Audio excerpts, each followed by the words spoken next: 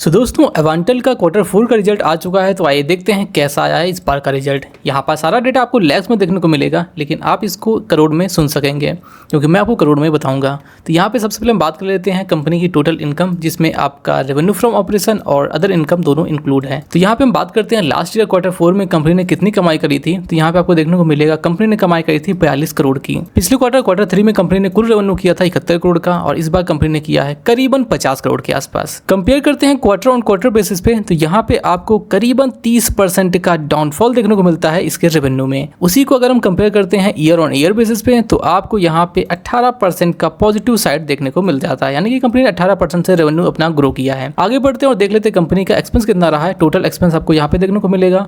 Last year quarter 4 में company का expense था 26 करोड़ का। पिछले क्वार्टर में कंपनी का एक्सपेंस था करीबन 42.5 करोड़ का। और बात करते हैं इस क्वार्टर में, तो कंपनी का एक्सपेंस था 41 करोड़ का। कुल प्रॉफिट और लॉस की बात करते हैं, यानी कि सारे टैक्स और खर्चे निकालने के बाद कंपनी के पास कुल फाइनली मुनाफा कितना बचा है। तो कंपनी के पास लास्ट ईयर क्वार्टर 4 में मुनाफा था 12 करोड़ का। पिछले क्वार्टर में कंपनी का मुनाफा था 20 करोड़ का, और इस बार कंपनी का मुनाफा रह गया सिर्फ 6 करोड़ का।